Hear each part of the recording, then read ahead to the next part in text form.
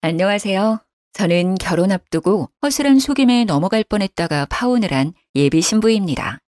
저는 이번에 결혼이란 문턱 가까이까지 가서 인생이란 걸 좀 더 깊게 배웠어요. 사람이 돈에 대해 악랄하고 추잡해지면 어디까지 밑바닥을 보일 수 있는지를 알게 되었거든요. 살면서 이런 건 드라마나 기사에서만 일어나는 남일이라고 생각했는데 제가 사랑했던 남자가 최악의 인간 중 하나였다는 사실을 직면했을 때 인생에 대한 회의감이 크게 들었습니다. 모든 사람들이 이럴 거라 믿는 건 아니지만 사람을 판단하는 잣대가 높아지는 바람에 앞으로 제가 좋은 사람마저 경계하다가 놓쳐버리게 될까 좀 걱정이긴 합니다. 누구나 조심하며 대인을 만날 필요가 있지만 조심한다고 옳게 보는 눈마저 가려버린다면 그건 그거대로 제 손해가 아니겠습니까? 제 경험을 사연으로 올리면서 좀 더 객관적으로 제 문제를 바라보고자 찾아오게 되었습니다. 부디 이 글을 끝마칠 때쯤엔 제 분별력이 한층 더 성장할 수 있길 바라면서 적어보도록 할게요. 저는 예비 신랑과 결혼을 전제로 만나기 위해 소개팅을 통해서 만난 인연입니다. 저희는 서로에게 크게 마음이 있어서 만남을 시작했다기보단 각자 생각하는 개념이 비슷해서 자연스레 관계가 이어졌던 것 같아요. 저도 자산 관리에 진심인 편이지만 예비 신랑 쪽도 돈에 대해서 철저한 개념을 갖고 있었거든요. 저는 결혼 대상이 돈만 헤프게 쓰는 사람이 아니면 될 거라고 막연히 생각을 했었는데 예비 신랑을 만나면서 돈을 모으는 개념에도 다양한 케이스가 있을 수 있다는 사실을 깨우친 계기가 되었어요. 저와 예비 신랑은 7개월 정도 연애하면서 서로를 알아갔고 1년 남짓한 시점에서 결혼을 약속했습니다. 저도 예비 신랑도 남녀관계의 로망은 딱히 갖지 않는 현실적인 사람들이라 우선적인 기준이 사랑이어야 하는 결혼은 아니었습니다. 서로 미래를 바라보는 가치관이 맞는 듯하여 결혼을 마음먹은 게 더 컸다고 보시면 되세요. 저는 사람을 주기적으로 1년 정도 만났다면 그래도 서로에 대해 알 만큼 알았다고 생각을 했습니다. 하지만 역시 30년을 넘게 제가 모르는 환경에서 모르게 자라온 상대방을 다 알기엔 1년이란 시간은 턱없이 부족했다는 걸 알았어요. 당시에 제가 지금보다 어렸으니 생각도 그만큼 어렵기에 일어난 실수였습니다. 우리가 본격적으로 결혼의 결심을 먹었을 때부턴 서로 조금 더 이성적으로 굴었습니다. 저는 비전 없는 사랑에만 치우쳐서 앞날을 그리는 것보다 이렇게 현실적이고 계산적이게 결혼을 하면 더 잘 살 수 있을 거라 생각했습니다. 결혼은 사랑이 아니라 현실이라 했고 서로에 대한 마음은 겨우 6개월밖에 못 간다고 결국 남은 인생은 그저 길을 같이 걸어갈 동료인 거라고 생각했거든요. 그렇게 먼 길을 저 나름대로 잘 내다보고 신랑감을 골랐다고 자부했어요. 그런데도 한 번씩 예비 신랑이 실속만 챙기는 모습을 볼 때면 좀 서운하기도 하더라고요. 자기 14살 어린 남동생 있다고 했지? 혹시 걔 대학 가면 우리가 돈 대줘야 되는 거야? 결혼하면 개인 돈이 없는 거나 마찬가지인데 그때 돼서 우리한테 애라도 생기면? 결혼하면 개인 돈이 왜 없어? 우리 공동생활비 통장 만들기로 했잖아. 그 밖에 경제권은 각자 관리하는 거 아니었어? 당연히 내 동생 등록금은 내가 알아서 해결해야지. 엄마 아빠가 언제까지 자식들 뒷바라지를 해야 되냐? 지금은 이렇게 알아서 한다고 확신하지만 그때 돼서 사정이 달라지면 나한테 손 벌릴 수도 있다는 거잖아. 개인적으로 돈을 쓰다 보면 부부 공동자금에 손대는 일이 생길지도 모르니까 확실하게 하자는 거지. 각서라도 쓰는 게 어때? 불안하면 쓰던가. 근데 그럴 리 없으니까 자기나 회식 좀 줄여. 사람 좋아하면 첫 번째로 제일 많이 잃는 게 돈인 거 몰라? 인맥도 자산이라는 거 아는데 결혼하면 나가는 돈 많아질 테니까 적당히 관리 좀 해.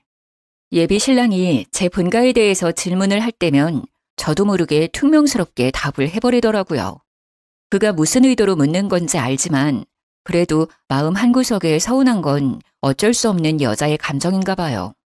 실속 챙기는 거 좋고 저도 경제관념이 철저한 사람이 믿음직스러운데 다른 사람도 아니고 제 가족에게 돈 쓰는 것도 아까워하니 이 남자가 저를 여자로는 전혀 안 보는 것 같다는 생각이 들었어요. 물론 예비신랑 태도가 이해 안 되는 건 아니었습니다.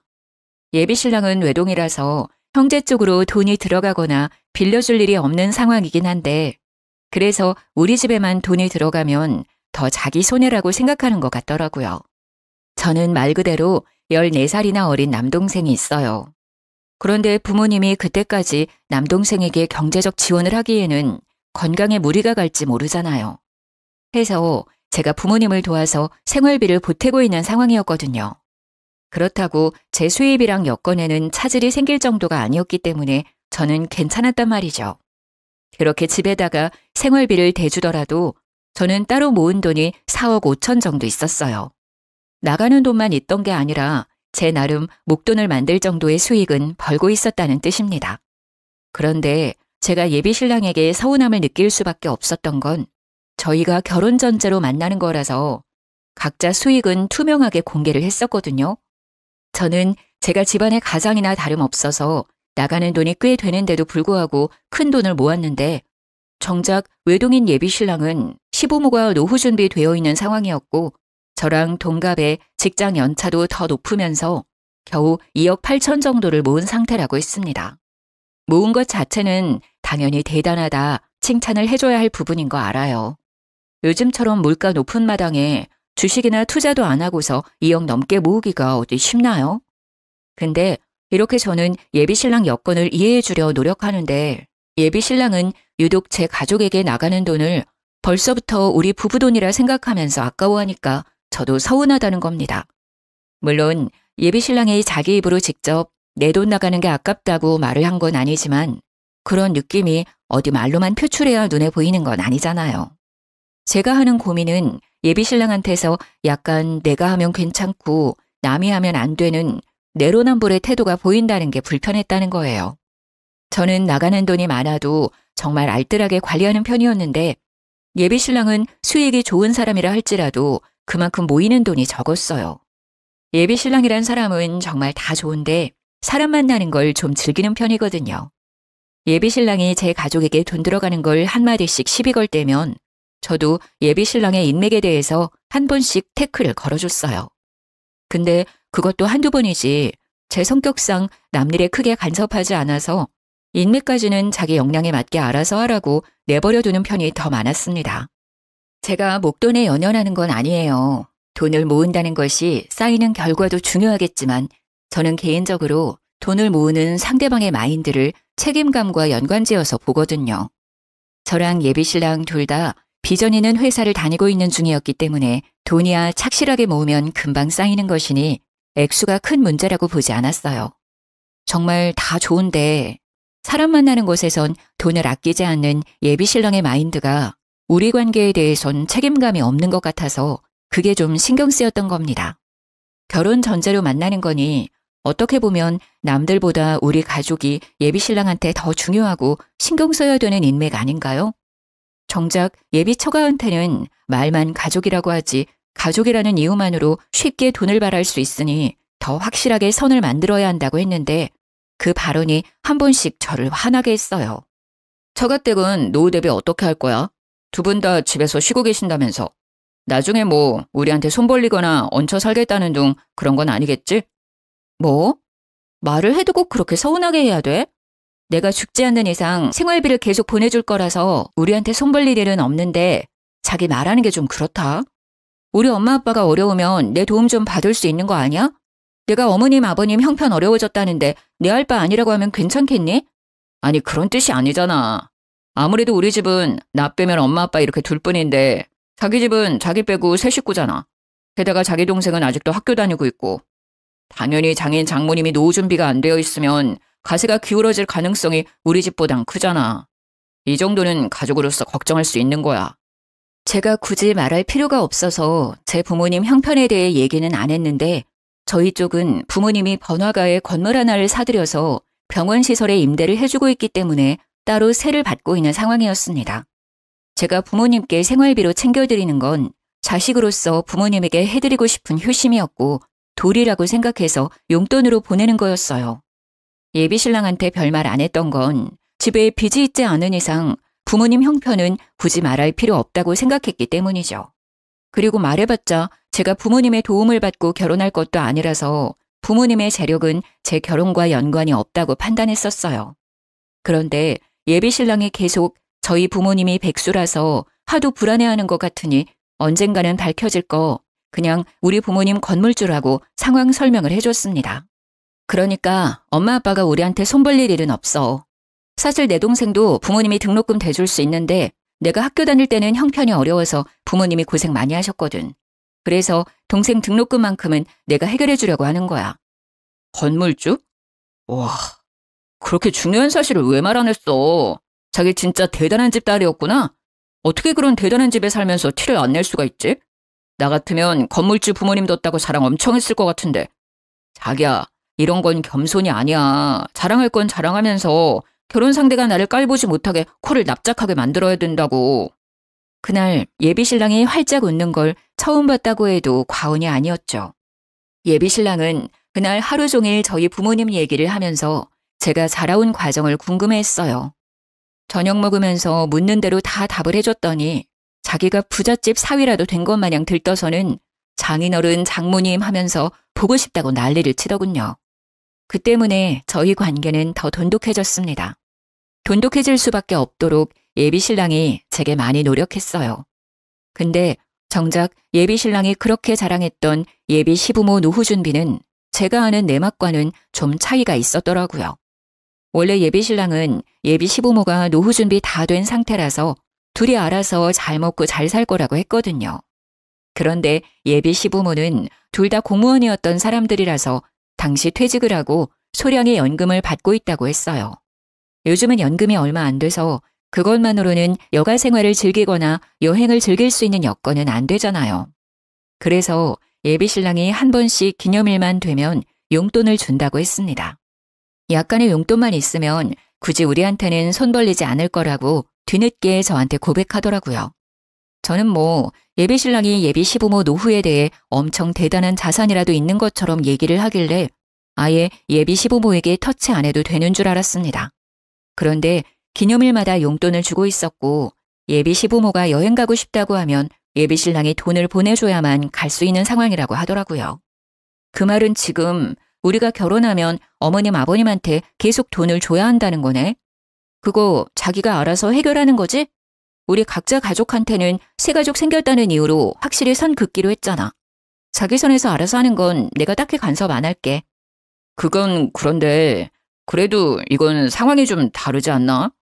우리 부모님이 많은 돈을 바라는 것도 아닐 거고 또 처가 쪽은 부자잖아. 이러면 한쪽이 무조건 치우치게 되는데 자기 입장에서도 좀 그럴걸? 친동은 잘 먹고 잘 사는데 시댁은 손가락 빨고 있다고 생각해봐. 쪽팔리지 않겠어?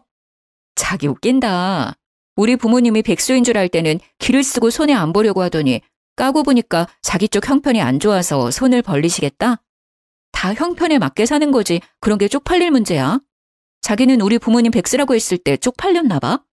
아니, 내가 어떻게 처가를 그렇게 생각하겠어. 알았어, 미안해. 내가 좀 팍팍했다는 거 인정할게. 솔직히 우리 집 그렇게 넉넉하지 않은 거 맞아. 그래서 손해보는 거 더 무서워했던 거야. 나도 너희 집 어렵다고 하면 당연히 도와주고 싶지. 그런데 그럴 형편이 안 되는 거 아니까 일부러 자존심 세웠던 거야. 예비 신랑은 그제야 자기의 진심을 실토하면서 자존심을 내려놓았습니다. 그렇게까지 기죽은 채로 사과를 하니까 제가 오히려 더 미안하더라고요. 사실 이렇게까지 예비 신랑 기를 죽이고 고개 숙이게 만들 생각은 없었거든요. 예비 신랑의 이기적인 태도 때문에 순간 저까지 남을 짓누르며 머리 꼭대기에 서려고 했던 것 같아 반성을 하게 되었습니다. 그게 저희 사이의 고비였다면 고비라고 할 수 있었겠네요. 저희는 서로 경제관 차이에 대해 좀 더 진솔한 이야기를 한 뒤에야 결혼 날짜를 잡을 수 있었습니다. 그때만 해도 예비 신랑의 마지막 자존심까지 꺾어봤기 때문에 더 이상 예비 신랑과는 갈등이 없을 줄 알았어요. 예비 신랑이 돈 문제로 저한테 꼬리를 내렸으니 계산적인 행동을 심하게 하지 않을 거고 저희 가족에게 제 개인적인 돈이 들어가더라도 더는 아까워하지 않겠구나 확신을 했죠. 오히려 그렇게 예비 신랑의 밑바닥까지 속 시원하게 터놓으니까 사실 제 마음은 편했습니다. 그래서 결혼을 문제없이 진행하려고 했던 거예요. 예비 시댁에 인사를 하러 가려고 날짜를 잡은 뒤 더 나름 신경 써서 한우 세트를 준비했어요. 예비 신랑이랑 의논 안 하고 준비했던 거라 예비 신랑이 무척 좋아하더라고요. 긴장하는 제게 보나마나 자기 부모님이 저를 100점짜리 며느리라고 생각할 거라면서 들떠 있었습니다. 그게 예비 신랑이 제게 주는 위안이라고 생각했는데 예비 시부모는 진짜로 저를 보자마자 안아주면서 보고 싶었다고 살갑게 대해주셨어요. 솔직히 버선발로 뛰어올 정도로 좋아해 줄지는 몰랐습니다. 좀 당황스러웠지만 미움을 받는 것보단 100만 배 나은 대접이 아닙니까? 저는 그 뒤로 안심하면서 내숭 없이 인사를 드릴 수 있었어요. 이런저런 대화를 편하게 나누다 보니까 예비 신랑이 생각보다 저에 대해 많은 걸 얘기해 놨더라고요. 예비 신랑이 미리 언질을 했다길래 저는 그저 제 성격이나 됨됨이, 직업이랑 나이 정도만 말해놨을 거라고 생각을 했어요. 그런데 제 경제력까지 아주 세세하게 알려놨더라고요. 저뿐만이 아니라 저희 부모님 형편까지도요. 불쾌했다기보단 예비 신랑이랑 돈 때문에 잠깐 갈등이 있었다는 것까지 알고 계셔서 좀 당황스러웠습니다. 우리 아들이 워낙 효자라서 가족한테는 돈을 안 아끼는 녀석이거든요. 그래서 항상 돈에 대해 좀 예민했어요. 아마 아가씨 처지를 잘 모르고 서운한 소리를 했던 것 같은데 아들이 아가씨를 소홀하게 생각해서 그런 건 절대 아니니까 오해는 안 했으면 해요. 그럼요. 이미 얘기 끝난 일이라서 그 부분에 대해선 전혀 개의치 않고 있어요. 근데 저희끼리 사소하게 오간 다툼인 줄 알았는데 알고 계셔서 좀 당황스럽긴 하네요. 어머님 아버님한테 잘 보이고 싶었는데 이미지가 깎였겠어요. 이미지가 깎이긴 왜 깎여요? 얘기 들어보니까 참 꼼꼼하고 야무진 사람이던데. 나는 오히려 아들을 나무랐다니까요. 요즘 애들 돈 개념이 해퍼서 자기한테 투자하기 바쁘지 누가 부모한테 손 안 벌리려고 결혼자금 미리 모아서 4억을 만들었겠어요. 그것도 나이 30대 초반밖에 안 된 사람이. 우리 아들이 무조건 잘못 판단한 거예요. 예비 시모는 자기 아들을 과하게 깎아내리면서 제 기분을 맞춰주려고 했어요. 처음에는 그저 저를 위한 배려라고만 생각했는데 듣다 보니까 그냥 제 편을 드는 느낌이더라고요. 마치 제 환심을 사려는 것 같다는 느낌이었죠. 하지만 그때는 예비 시부모와 첫 만남이기도 했고 첫 만남에 저한테 이렇게까지 환심을 살 이유가 없다고 생각해 그저 착각이라고만 봤습니다. 어쨌든 예비 시부모는 제가 젊은 나이에도 불구하고 사치 안 부려서 좋아하는 것 같았어요. 일단 좋아해 주시니 그걸로 점수는 괜찮게 땄다고 생각했죠. 결혼을 한다면 시집살이는 크게 당하지 않겠구나 함부로 예측하기도 했습니다. 그래서 저도 그 뒤로 예비시댁을 찾을 때면 예비 시부모에게 일찍부터 며느리 노릇을 잘했어요. 이미 저는 그 집에서 며느리 대접을 받고 있기도 했습니다. 예비 시모는 며느리가 생기면 하고 싶었던 일들이 많다면서 딸이 있었다면 좀 덜 했을 텐데 무뚝뚝한 아들만 있다 보니까 며느리를 너무 기다렸다고 하더라고요. 저를 보면서 딸이 생긴 것 같아 정감이 간다고 이것저것 다 해주고 싶다고도 하는 겁니다. 예비 시모의 마음이 너무 고마워서 저도 그런 애교 많은 예비 시모에게 살가운 며느리가 되어주고 싶었어요. 결혼 전부터 예비 시댁과 친해지면 저 또한 생활이 편할 테니까 예비 시모의 이런 친근함이 좋기만 했습니다. 그래서 그랬어요. 딸이랑 하고 싶었던 일이 있으면 나한테 다 말하라고 내가 같이 해주겠다고 말이죠. 그랬더니 예비 시모가 어찌나 좋아하던지 그 모습을 보니 저도 기분이 좋아서 예비 시모와 개인적으로 데이트 날을 잡았어요. 예비 시모한테 뭐 하고 싶었냐고 물었는데 막상 하고 싶은 건 잘 모르겠다고 하시더라고요. 그냥 저랑 더 가까워지고 싶어서 같이 놀러 나가고 싶었대요. 저더러 그냥 자기한테 보여주고 싶은 곳 있으면 데려가 달라고 하길래 제가 알아서 데이트 코스를 짰습니다.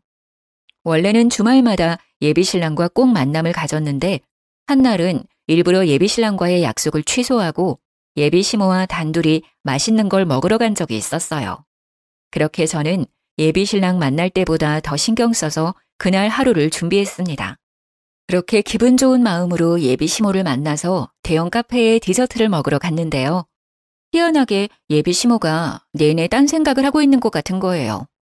저와의 대화에 집중하지 못하고 계속 주위를 둘러보거나 높은 건물들만 쳐다보길래 혹시 재미가 없냐고 슬쩍 물어봤습니다.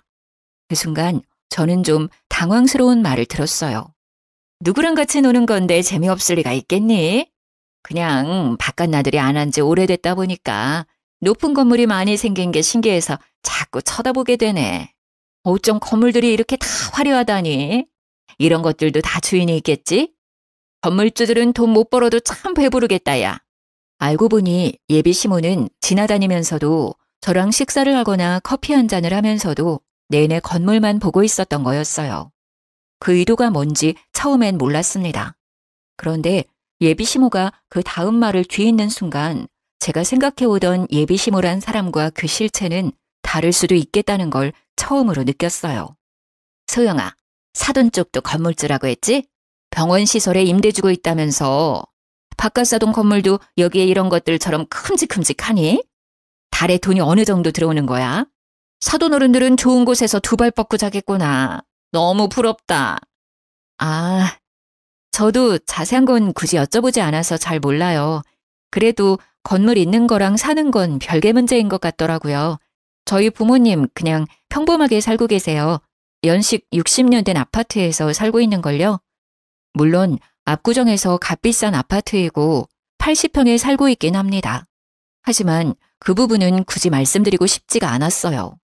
저희 집 건물 얘기를 하면서 눈을 반짝거리는 예비 시모가 좀 낯설게 느껴졌거든요. 아이고, 어디 사는 게 뭐가 중요하니? 사돈이 그렇게 알뜰하니까 너도 그 장점을 쏙 빼닮았나 보구나. 사돈이 자식 하나도 너무 잘 키우셨어.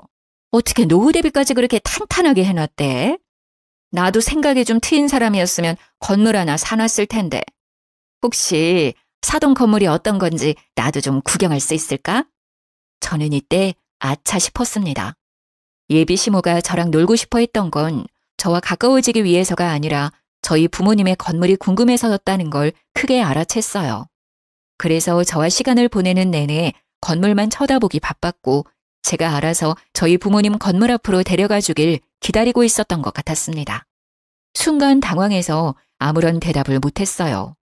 저도 모르게 표정 관리도 못했던 건지 예비 시모가 불편하면 굳이 안 그래도 된다며 한 발자국 양보하더군요.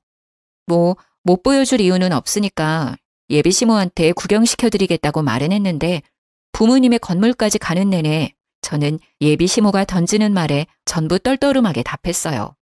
애교 많다고만 생각했던 예비 시모의 모습이 그 순간만큼은 무력에 눈이 먼 사람 같아서 정이 살짝 떨어졌거든요. 그렇게 도착한 건물 앞에서 예비 시모는 더욱더 가면을 벗었습니다. 사실을 듣기만 했을 때보다 직접 확인했을 때 더 큰 충격과 희열을 느끼지 않습니까? 예비 시모는 건물 앞에서 박수를 짝짝 치면서 진짜 높고 크다고 병원 시설이 몇 군데 들어있는지 건물 주면 병원에서도 지인 할인 같은 게 있는지 혹시 건물에 자리 하나 나면 자기 가게 하나 들여주면 안 되는지 말도 안 되는 질문들만 늘어놓았습니다. 제가 대답하기 곤란한 질문이기도 했어요. 그래서 저는 그날 거의 예비 시모에게 거짓말을 했습니다. 병원 건물이라서 개인적인 장사는 안 되고 건물주는 병원 관계자의 직계가족이 아니기 때문에 할인 같은 거 없다고. 그냥 건물을 갖고만 있는 거고 월세만 받는 거라 아무런 혜택이 없다고 말입니다. 물론 몇 개 대답은 얼추 사실이기도 해요. 건물주한테 병원 할인이 왜 들어가겠어요? 설령 된다고 하더라도 직계가족이 아닌 생판 남이 무슨 권리로 할인을 요구하나요? 어쩌면 건물에 자리 하나쯤은 아빠가 선의를 베풀어 한 자리 내어줄 수는 있겠죠. 하지만 공짜는 안 되죠. 저희 부모님도 건물에서 나오는 새로 먹고 사시는 분들인데요. 예비 시모가 바라는 건 지금 남이 차려놓은 밥상에 숟가락 하나 올리겠다는 심산인 거잖아요. 저 그런 사람들 싫어하거든요. 저희 부모님도 노력 없이 바라기만 하는 사람 혐오하고요. 그런데 그 싫은 짓을 예비 시모가 그날따라 주야장천 해대더라는 겁니다. 예비 시모가 묻는 것마다 제가 부정적인 대답을 늘어놓았더니 곧 실망하는 기색을 보이더라고요. 이것도 안 된다 저것도 안 된다 하니까 자기 기대에 못 미쳤는지 한숨을 푹 쉬는 겁니다. 저는 그것도 웃기더라고요. 이 건물이 본인 재산이길 했나요? 아님 누가 재력을 누리게 해주겠다 약속이라도 했나요? 아니죠. 그저 그쪽 아들과 결혼을 하겠다는 건데요. 당최 예비 시모가 실망할 게 뭐 있는지 이해가 안 갔습니다. 그날 예비 시모를 집 앞까지 데려다주고 집에 와서 생각을 많이 했어요. 과연 제가 건물주 딸이 아니었다고 한다면 예비 시모가 제게 애정을 주었을까요? 돈 때문에 저를 며느리로서 좋아해 주는 것 같아서 그게 마음에 걸렸습니다.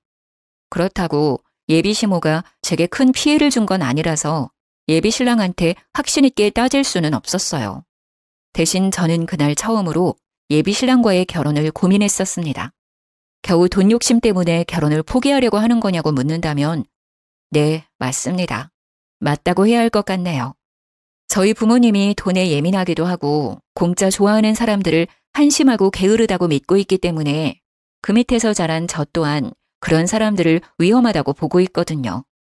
왠지 살다 보면 돈 때문에 예비 시댁과 부딪힐 것 같은 날이 꼭 올 거란 확신이 계속 들었어요. 예비 신랑과도 돈 때문에 약간의 갈등이 있었잖아요. 제가 건물주 딸이라는 걸 알고 나서는 예비 신랑도 저를 환대했고 배포도 넓어졌고요.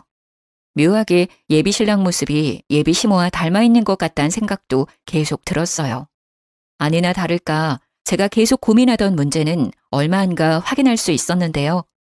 주말에 예비 신랑이랑 같이 차를 타고 펜션을 놀러 가고 있었는데요. 잠시 쉴 겸 휴게소에 들렀어요.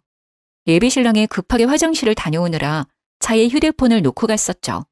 그 타이밍에 휴대폰으로 예비 시모한테 전화가 오더라고요. 받을까 말까 하다가 2번 연속 전화가 오길래 한번 받아봤더니 예비 시모 하는 말이 아주 기가 막혔습니다. 아들아, 큰일 났다. 네 아빠가 돈을 준비 못했어. 일단 소영이 살살 구슬려서 소영이 돈으로 결혼하고 나중에 갚겠다고 머리 좀 굴려보면 안 되겠니? 건물주 딸인데 그 정도는 껌이잖아. 처음엔 이게 무슨 말인가 싶었습니다. 예비 신랑이랑 저는 각자 모은 돈을 반반씩 합쳐서 결혼 자금으로 될 예정이었던지라 서로 양가 부모님께 손 벌릴 일은 없었어요. 그래서 예비 시부가 무슨 돈을 왜 준비하고 있었는지 이해 못했고 또 그게 왜 우리 결혼이랑 연관이 되는지도 몰랐어요. 엄청 급박해 보이는 예비 시모 태도 때문에 저도 모르게 아무 말도 못하고 제 정체를 숨긴 채 내용을 더 엿들었습니다. 제가 아무 말도 안 하니까 수화기 안에서 예비 시모가 예비 신랑 이름을 몇 번 부르더니 혼자 뭐가 그렇게 불안한지 입을 가만두질 못하더라고요. 이 멍청한 인간이 글쎄 2억에다 빚까지 내서 웬 공유 오피스텔 하나를 매매해버렸지 뭐니. 친구가 같이 하자 해서 투자했다는데 벌써 석 달이나 됐다더라. 근데 그게 또 망조라서 벌써 적자래. 나더러 겨우 있는 8천까지 달라고 하더라니까. 그러니까 예비 시모가 하는 말은 이랬어요. 예비 신랑이 모았다는 돈 2억 8천은 사실 없는 돈인데다가 예비 시부모가 어떻게든 마련해 놓았던 상황이었던 겁니다. 그런데 그 돈을 예비 시부가 몰래 빼돌려서 더 불리고자 친구 사업에 투자를 해버렸고 이혼 얘기가 오갈 정도로 싸웠지만 결국 8천만 원까지 예비 시부한테 빼앗긴 상태라고 했어요. 애초에 예비 신랑은 그런 돈을 모은 적 없는 사람이었고 결혼을 위해서 예비 시부모가 대출을 받아 급하게 만들어 놓은 거였어요. 아들 뒤치다꺼리를 부모 둘이서 나름대로 해결해 놓은 거죠.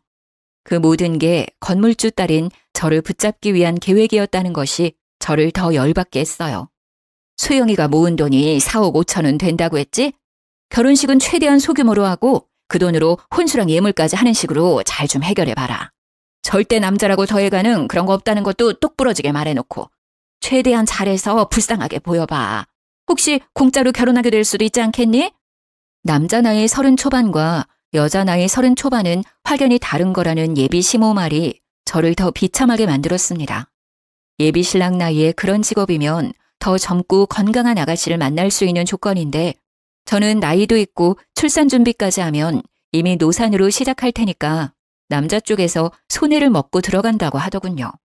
그러니 늙은 여자 데려가 주는 것만으로도 내 입장에선 고맙게 생각해야 된다고 했고 제가 결혼 자금을 더 대는 게 어쩌면 당연한 거라는 이상한 논리를 주장하고 있었어요.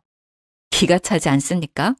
제 앞에선 알랑방귀 뀌면서 어떻게든 제 환심을 사 실체를 숨기기 바쁘더니 제 뒤에서는 예비 신랑이랑 이런 사기 작당을 꾸미고 있었다는 게 웃기잖아요. 당연히 겨우 빙산의 일각을 확인한 셈이겠지만 저는 일단 그 순간에 이미 큰 배신을 느꼈습니다. 제가 결혼을 고민했던 이유에 확신을 가해준 거나 다름없으니까요.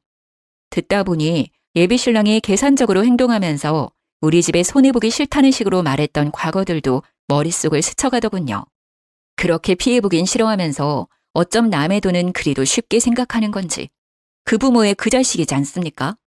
저희가 그때 당시 이미 내년으로 결혼식장을 예약해 놓은 상태였는데 그 계약금도 예비 신랑이 바빠서 그 돈으로 제가 먼저 예약을 해 놓았거든요. 저는 당연히 예비 신랑 바쁘다니까 그런 줄로만 알았죠. 그 식장 예약마저도 예비 시모가 시켜서 일부러 제 돈만 쓰게 했다는 걸 알았습니다. 아들아, 왜 말이 없어? 답답해 죽겠네.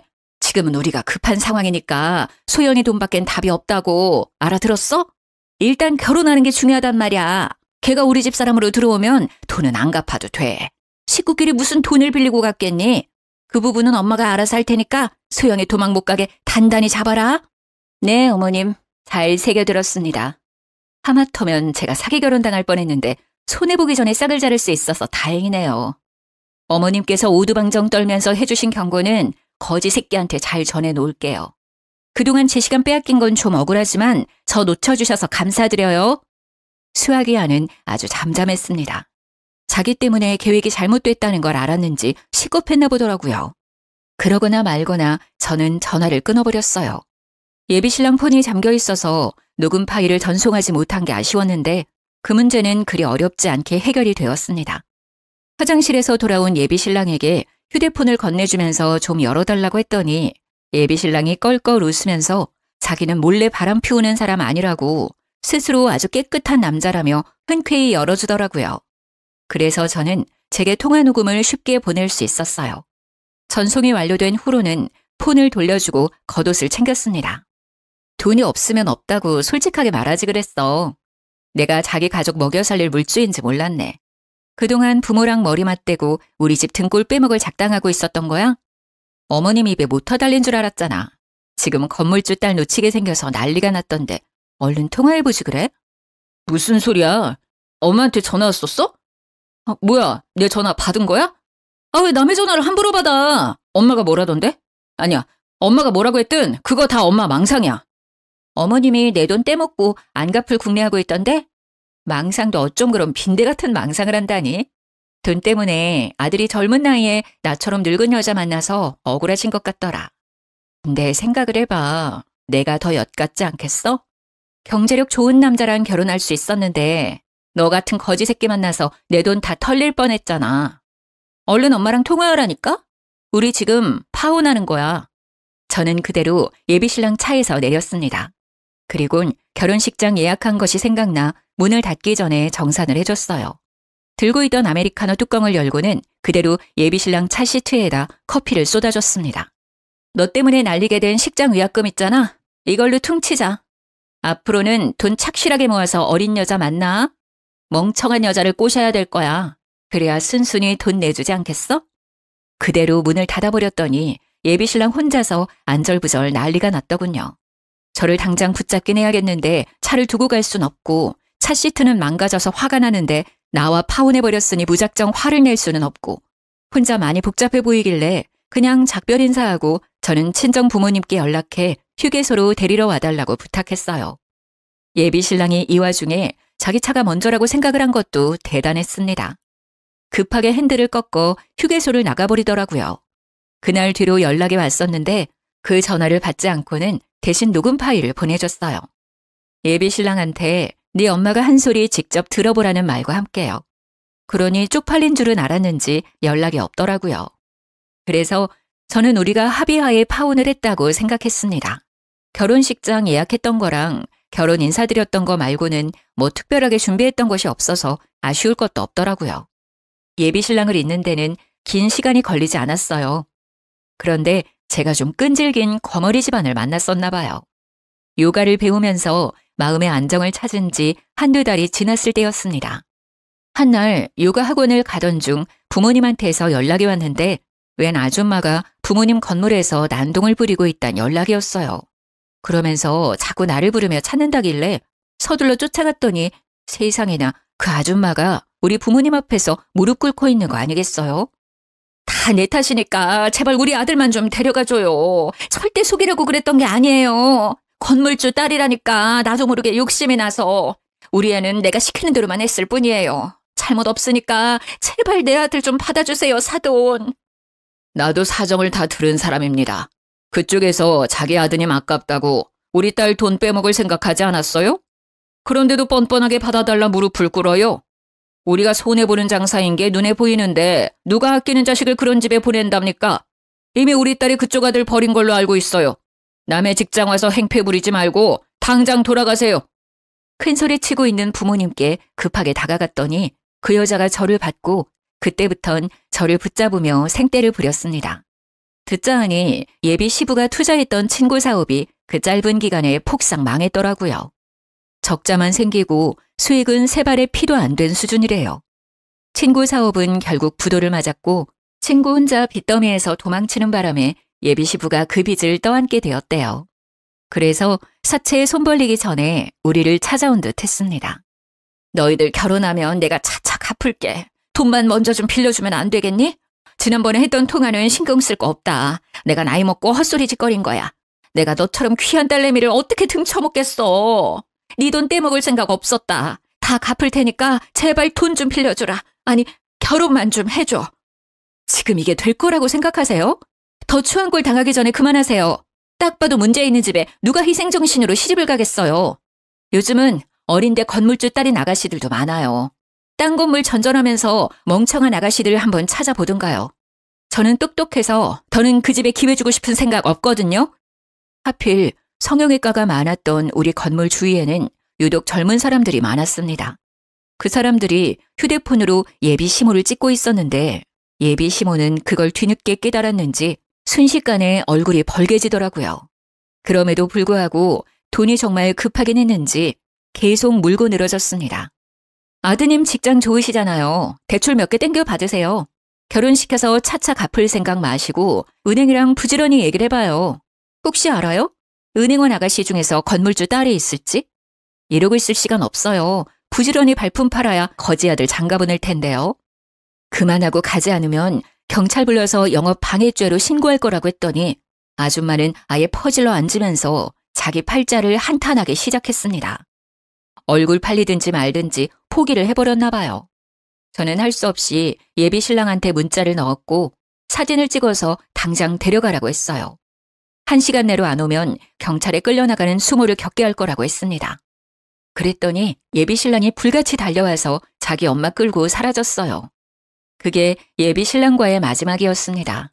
그 뒤로는 우연이라도 마주친 적이 없어요. 부모님은 그 사람들 얘기만 나오면 저더러 참 냄새 오래가는 똥 밟았다고 고개를 내젓습니다.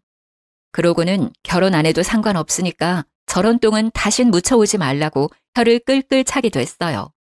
부모님 말씀이 맞아요. 그들은 제게 겨우 똥처럼 더러운 존재였을 뿐입니다. 사랑이란 감정이 조금 부족하더라도 실리가 맞으면 부부가 되어 잘 살 수 있을 거라고 생각했는데 이번 기회를 통해서 제 판단이 오만했다는 걸 깨달았어요. 추구하는 가치가 비슷한 것도 중요하지만 사람 됨됨이가 가장 중요하다는 것을 왜 몰랐는지 모르겠네요. 앞으로 결혼 대상뿐만 아니라 사람을 사귈 때도 인품을 유의해서 볼 수 있는 사람이 되도록 노력해야겠습니다. 제 사연 어떠셨나요? 결혼하기 전에 악연을 끊어낼 수 있어 나름 현명했지 않나요? 좀 더 지혜롭게 해결할 수 있는 방법이 있다면 인생 선배분들이 알려주셨으면 좋겠어요. 너절한 이야기였는데 끝까지 들어주신 분들 너무 감사드립니다. 늘 좋은 일만 가득하셔요.